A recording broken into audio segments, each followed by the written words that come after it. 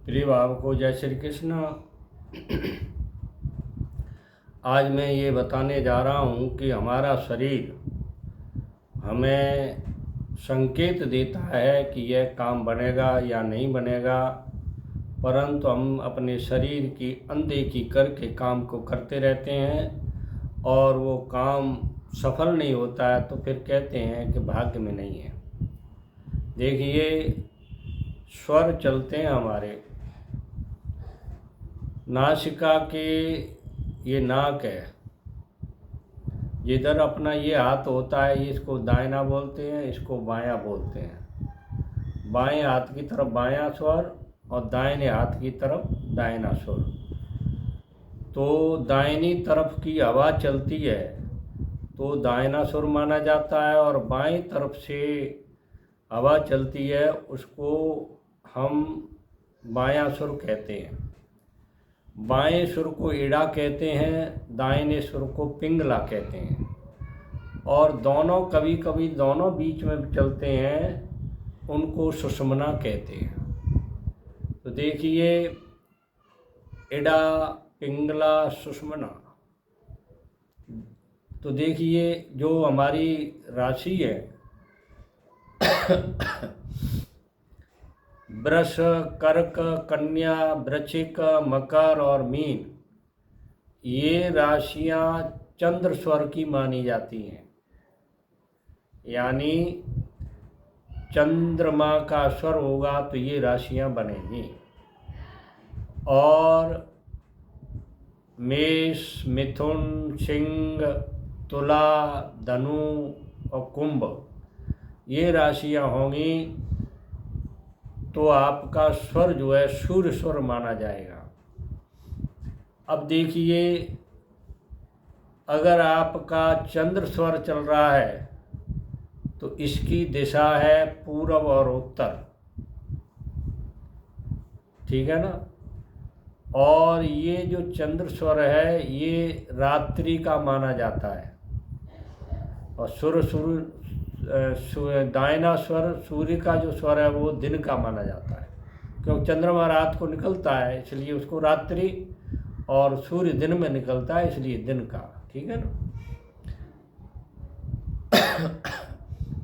तो चंद्रमा स्वर जब आपका चल रहा हो, बायां स्वर चल रहा हो, इसकी दिशा है पूर्व और उत्तर।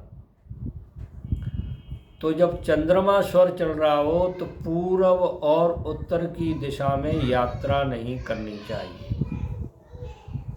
इन दोनों दिशाओं को छोड़ करके आप यात्रा करें। और सूर्य स्वर चल रहा हो, पिंगला स्वर चल रहा हो, तो इसकी दिशा है दक्षिण और पश्चिम, ठीक है। तो जब ये सूर्य सुर चल रहा हो तो दक्षिण और पश्चिम में यात्रा नहीं करनी चाहिए। अगर आपने इन दिशाओं में यात्रा की, चंद्र सुर चल रहा हो समय पूर्व और उत्तर की यात्रा की, और सूर्य सुर चल रहा हो तो पश्चिम और दक्षिण की यात्रा की, तो आपका कार्य नहीं बनेगा, कष्ट होगा, इसलिए ये त्याज्य है। चंद्रमा के स्वर में कौन से लाभ होंगे?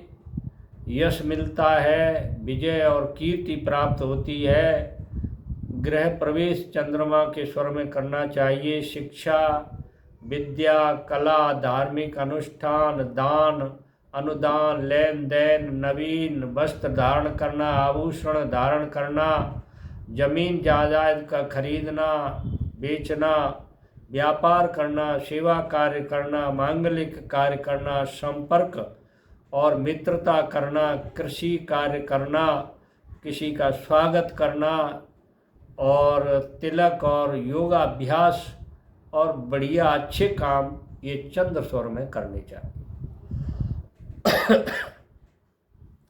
सूर्य स्वर में कौन कौन से काम करने चाहिए? कठिन कार्य जो है सूर्य स्वर में करने चाहिए, जैसे विद्या पढ़ाने और पढ़ने का कार्य सूर्य स्वर में करें, शास्त्रों का अध्ययन सूर्य सुर में करें, पशु क्रय विक्रय सूर्य सुर में करें और यंत्र तंत्र की साधना सूर्य सुर में करें। वाहन खरीदना या वाहन शुरू करना, प्रारंभ करना, ये सूर्य सुर में करें। और औषधि लेनी है सूर्य सुर में लें। चिकित्सा कार्य करना है तो सूर्य सुर में करें। सुषुम्ना में कोई काम नहीं करना चाहिए, केवल भगवान की पूजा करनी चाहिए, उससे आपको लाभ होगा।